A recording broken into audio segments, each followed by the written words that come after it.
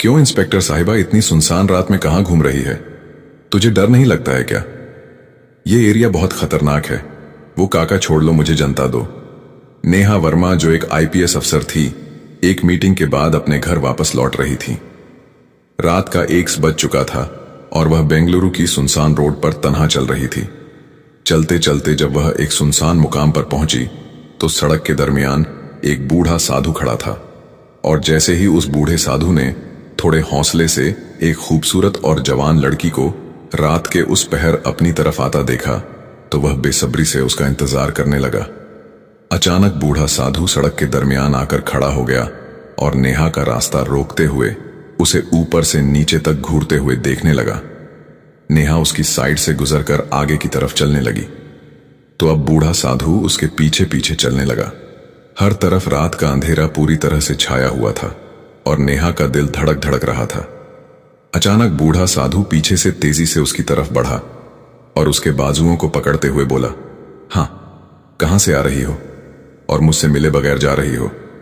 बूढ़े साधु के चेहरे पर एक अजीब सा नशा था। नेहा बोली, वो एक जरूरी काम था, वहां से होकर घर जा रही थी। अचानक बूढ़े साधु ने उसके बालों को पकड़कर अपनी तरफ खींचते हुए कहा, मुझे नहीं बताया जाएगा कि वह क्या जरूरी काम था? नेहा बोली, वह एक जरूरी मीटिंग थी। अचानक बूढ़ा साधु हंसने लगा। इस तरह की मीटिंग दी? बूढ़ा साधु बोला। फिर उसने कहा, मेरे साथ भी कोई मीटिंग कर लो। अचानक बूढ़े साधु ने उसके बाजुओं को जोर से खींचा और वहां से कपड़ा फाड़ दिया। अब नेहा समझ चुकी थी कि उसके साथ कुछ गलत होने वाला है। वह आहिस्ता आहिस्ता पीछे की तरफ हटने लगी और बूढ़ा साधु उसकी तरफ बढ़ने लगा। इसी तरह चलते चलते जब बूढ़े साधु ने उसे पकड़ने के लिए उसकी तरफ छलांग लगाई तो नेहा ने अचानक तेजी से भागना शुरू कर दिया और बूढ़ा साधु भी उसके पीछे तेजी से भागने लगा। नेहा की सांसें तेज हो चुकी थीं। वह जान लगाकर हांफती कांपती अपनी जान बचाने के लिए तेजी से भाग रही थी। अचानक बूढ़े साधु ने उसे पीछे से धक्का दे दिया और वह सड़क के दरमियान जा गिरी। बूढ़े साधु के चेहरे पर अब एक अजीब सा नशा आ गया था। वो नीचे गिरी हुई लड़की को अजीब सी नजरों से देखने लगा। नेहा नीचे सड़क पर गिरी हुई थी। अब बचने का कोई रास्ता बाकी नहीं रहा था। अचानक बूढ़ा साधु भी सड़क पर बैठ गया और जैसे ही उसे पकड़ने के लिए अपने दोनों हाथ आगे बढ़ाए, नेहा ने अचानक जोर से उसे धक्का दिया और पीछे की तरफ धकेल दिया। नेहा नीचे से उठ खड़ी हुई तो बूढ़ा साधु तेजी से उसके पास आया और उसे पीछे से आकर पकड़ लिया। अचानक नेहा ने जोरदार आवाज से कहा, देखो, मुझे जाने दो, ये तुम ठीक नहीं कर रहे, वरना तुम्हें इसका अंजाम भुगतना पड़ेगा। लेकिन बूढ़ा साधु अब दीवाना हो चुका था। अचानक बूढ़ा साधु बोला, ओहो, मैं तो डर गया। बूढ़े साधु ने अपने पास रखी भांग की बोतल उठाई और लड़की की तरफ बढ़ने लगा। फिर बूढ़े साधु ने भांग का ढक्कन खोला और लड़की जो सड़क के बीच बैठी थी उसके ऊपर ढालने लगा। अब लड़की पूरी तरह से भांग से भीग चुकी थी। देखते ही देखते बूढ़े साधु ने आधी भांग पीने के बाद नेहा को बोतल पकड़ाते हुए कहा, ये लो पियो। नेहा ने डरते हुए कहा, नहीं, मैं नहीं पीती हूं।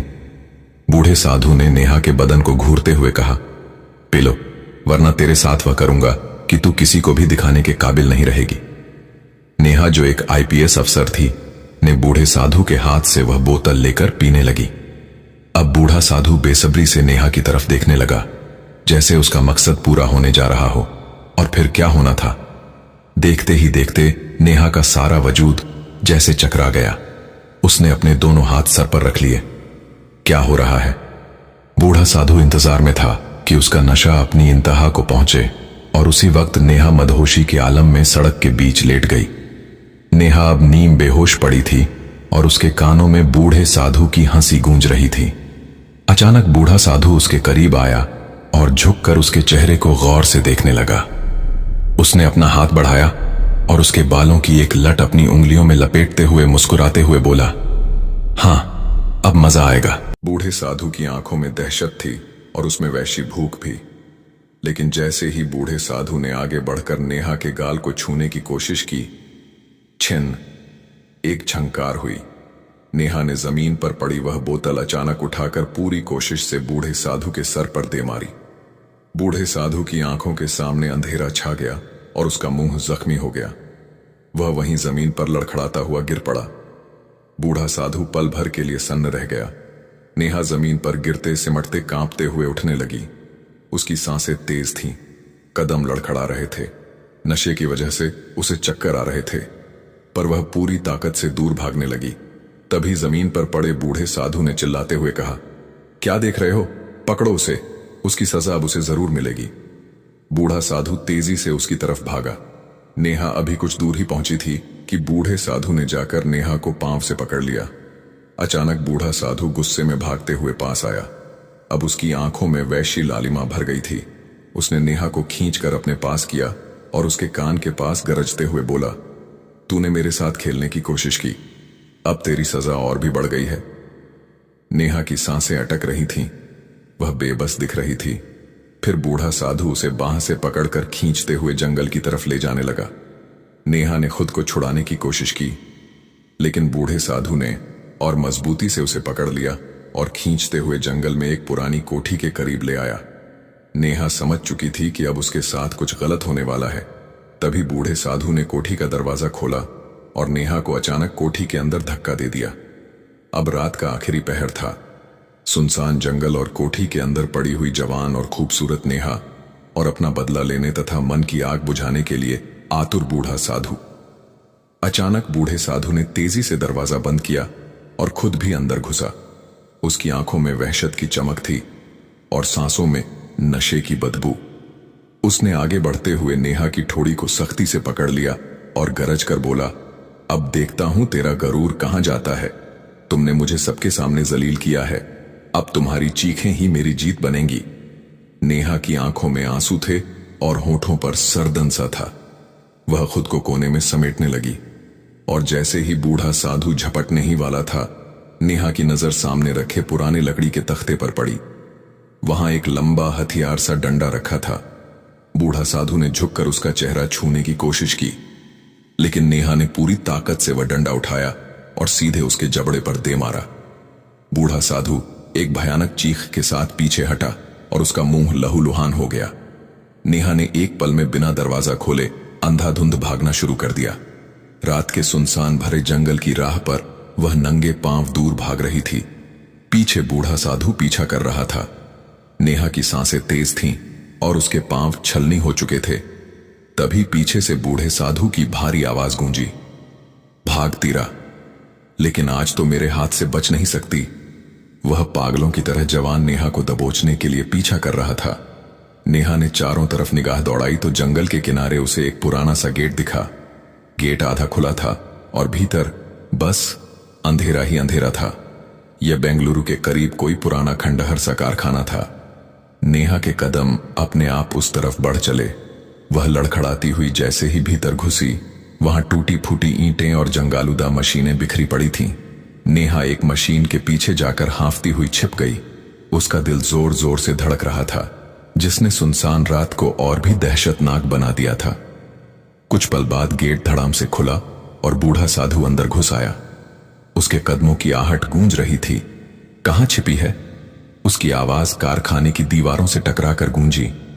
नेहा अपने होंठ दांतों में दबाए सांस रोके बैठी थी। बूढ़ा साधु धीरे धीरे कदम बढ़ाता हुआ अंधेरे में इधर उधर देख रहा था। तभी उसने नीचे से जंग लगी लोहे की सलाई उठाई और उसे जमीन पर रगड़ते हुए आगे बढ़ने लगा। और अचानक एक आहट सुनकर बूढ़ा साधु जोर से हंसा। तभी अचानक वही लड़की एकदम अपना चेहरा बूढ़े साधु की तरफ घुमाकर बोली, देखो तुम ये सब ठीक नहीं कर रहे।